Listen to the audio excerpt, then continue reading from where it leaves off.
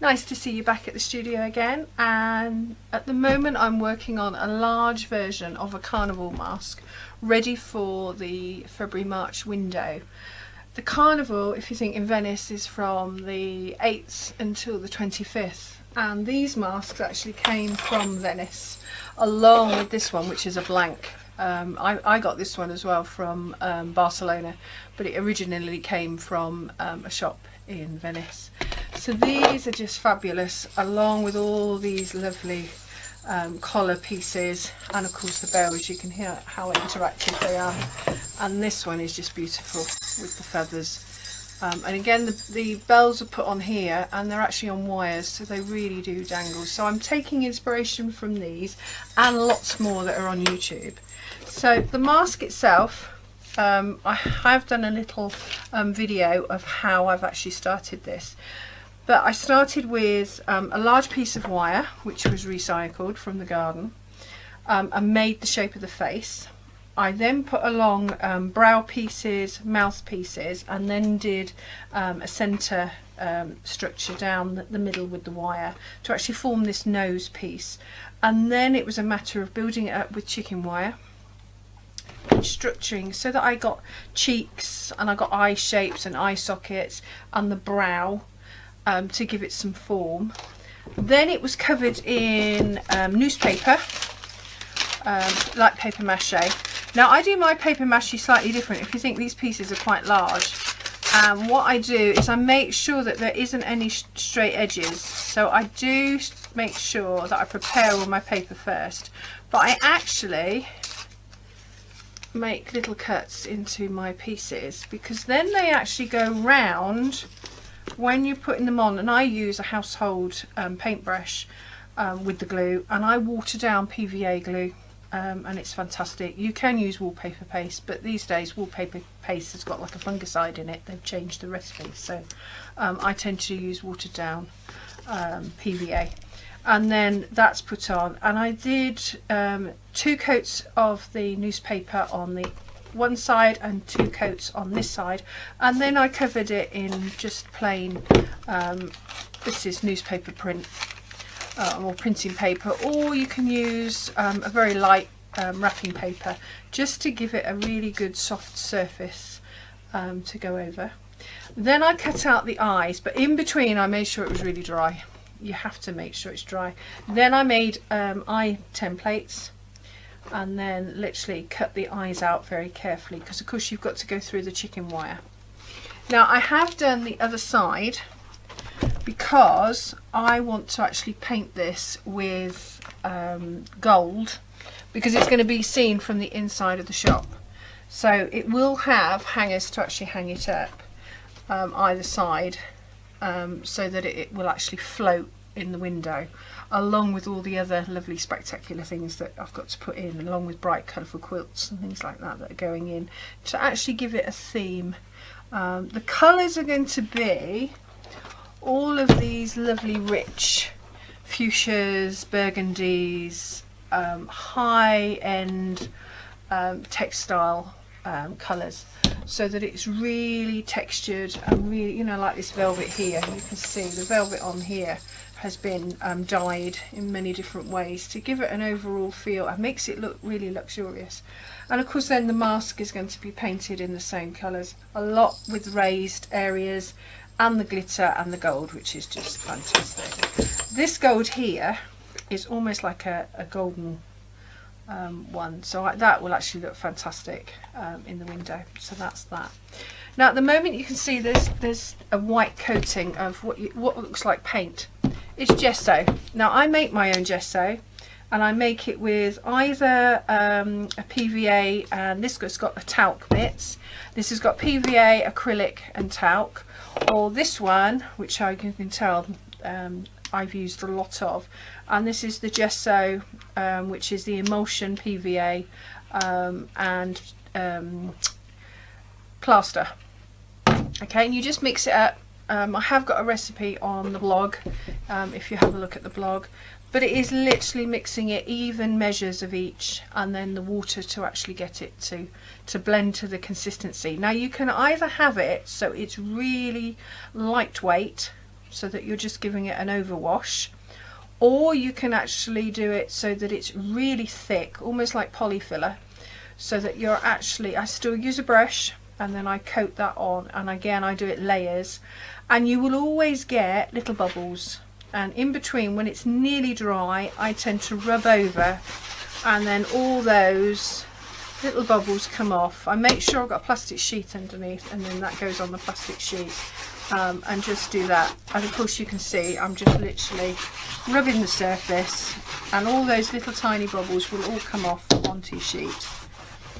Okay, any areas you can see, any crumbly bits will come off, because you don't want those when you're actually painting. Okay, and then it's coating it again, leaving it to dry overnight. It needs to be really firm before you actually use some sandpaper, and I will slightly sandpaper this before I start painting. And I will paint from the inside first, because over these eye sockets, similar to the masks that are actually worn on Carnival, most of them have either got, they do wonderful eye makeup, but because this is going in the shop and I don't want all the detailing of the things that are in the shop, I'm going to put gold net, like a lame, behind here, so that you really get quite an eerie look, but also the mysterious look. Now the other pieces I've still got to do, and I will do a follow-up to this.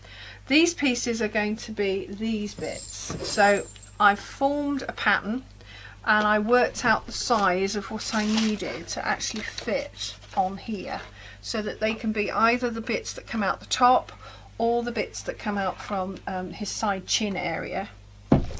And you literally cut it, make a template, cut the chicken wire. It is laborious, because you're literally, if you think chicken wire is a mesh, and you're literally cutting every single one. Even with good pliers, you're cutting them through. And then I've made a cover out of muslin, and the muslin is, because it's lightweight, but it just stops a lot of the sharp edges, because if you're going to put luxurious materials over the top, you want to make sure that all these wire pieces aren't poking through into that luxurious fabric.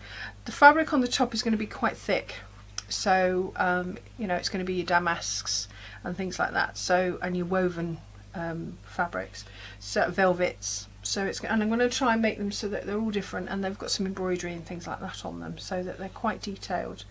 And that's it up till now. I have got, like I say, a step-by-step of how I've actually put it together, and I'll probably show you that when I've finished. Hello, we're back in the studio again, and I'm continuing with the mask ready for the window. What I've done, if you think we've got up to the stage where I'd actually paper machéed it, I'd started to coat it with gesso, and now I've done all the layers with gesso on here, so it's got that real chalky, almost plaster feel about it. So what I've got to do is literally sand it down, taking off all the rough edges, all the dots, and go over that with this. In the meantime, I'll just move that out of the way. I've been sorting out, I showed you that far where I'd actually covered the chicken wire with muslin. I've now cut out my pieces that are going to go on the top. Now you can see these are slightly bigger than the actual muslin piece because I'm actually going to fold these back, and then they will get another piece on the back which will be sandwiched together, and then I will decorate the edges so that will hide any raw edges that are showing, okay, on that one. So that's what I've been doing. When this is completely done and sanded smooth, I'm then going to actually start painting from the inside. I'll make a hole at the top because it's got to be hung in the window. I will actually make a loop so I can actually loop it up, and then I'm going to do a mixture of this sort of gold, which is your acrylic, sort of cheap acrylic mix gold, and one of the Delroni golds. So the two of those together, when they go on here, will be fantastic. But the first coat, I'm going to put just a coat of yellow all over the top of it. Now, Middle Ages, if you think, they wouldn't have actually painted these, and they don't now, but because this is going to be seen from both sides, I'm going to do it. Now, in the Middle Ages, they would have painted this with red or a blue to really make that gold pop. And then you could have rubbed it down and it would really come through. So I'm still in two minds whether to do that, because I might then antique it so that it's not an all over gold, there's sort of the red coming through, but then that lends itself to China, so I don't know. That's how the Chinese used to do their furniture, so I'm going to see. It depends on, you know, how I actually feel about it. I've made a template for the front brow of the mask. And you can't see because this is actually sort of almost like a plastic, thin plastic. And I've made a template, and then I've actually made a piece of fabric of this size and this shape, and that's going to go over the brow shape because I've done a combination of various masks in the studio, and this one actually has the V, and I want this V shape. This is going to be very ornate, and I want it more this shape rather than the Joker. The Joker has a straight brow, so I'm wanting the actual V to give it more of an interest, and also it makes it feminine. It's got more of a feminine thing about it, because these are very feminine colours. These pinks and purples are very feminine. And I'm also going to put one of these as the headdress against here when the actual fabric gets put in place, so that it's almost got an embellishment in the centre. And of course it's got to have bells on, so I'll be wiring these together with beads so that they dangle off of the points of these lovely collar pieces on the ends. They'll actually be dangling down with wire, so they drop further. But also when anybody bangs the door or opens the door, or there's any slight breeze, these will then jangle because they're actually on extensions. If I just sewed these straight onto the end of it, it wouldn't move. So these will actually move, so it will make more of an atmosphere. And also fairies.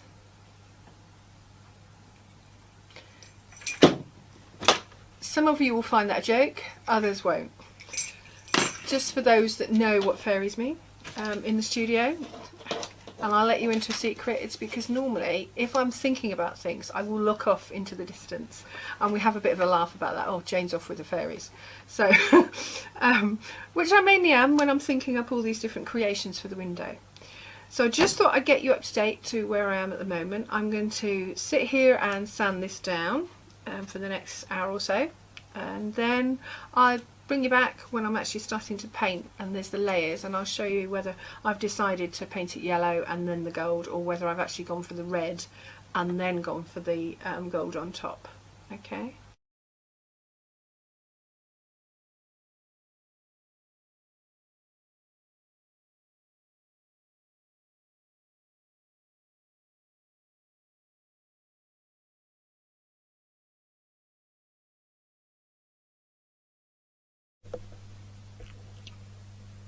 I just thought I'd show you the crown piece of the mask, and if you think I'm actually wanting this sort of shape on my mask, so this piece is covered by fabric, and then I will put on these headdress pieces. So I've made the template out of plastic purely because I wanted to see whereabouts the fabric pattern would lie and what was going to be in it. So I've chalked around it, or use a piece of soap, and I've actually drawn around it, and I'm just going to cut it out, and I'll show you so that you can see. And I'm cutting it out to the line because what I've done is I've actually extended it slightly so that I can actually take it over the top of the mask head and secure it behind as well, so I can put the headdress on it.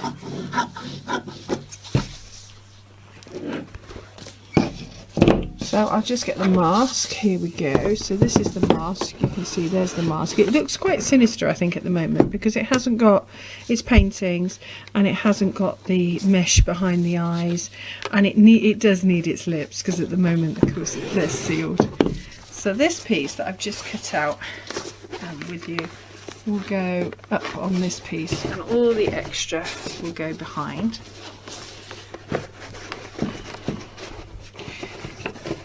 Here we go. This will then have braids and a piece of lace, and then this will go on. I think I'll probably have it slightly higher. Okay, so you can see that that's going to be the headdress piece, and then these tendril pieces, which are these pieces, will then actually be the collar, so that these pieces will actually come on, and then they will actually curl from the top. I'll just move that mask down, and then you'll see these pieces will then go on and around it. Okay, so that's how far I've got so far, and I'll show you later.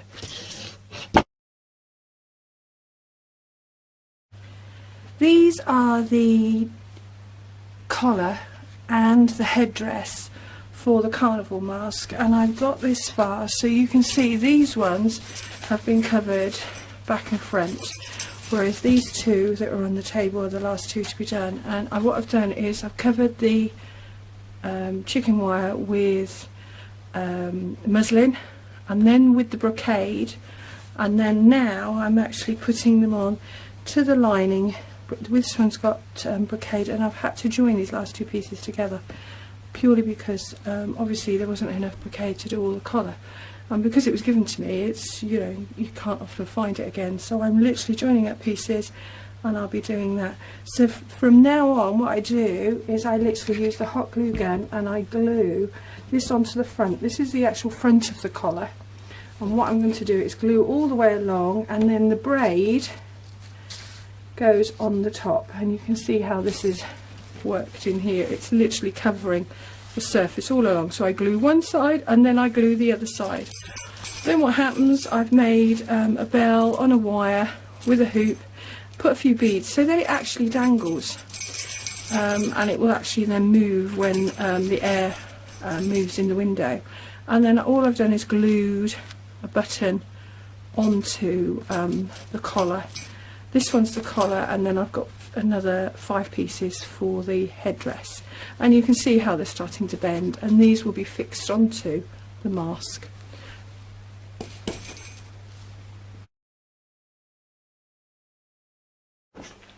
So I've got the collar pieces and the headdress pieces here, and I've got the last two, and you can see by this one I've got to just attach the back lining to the front.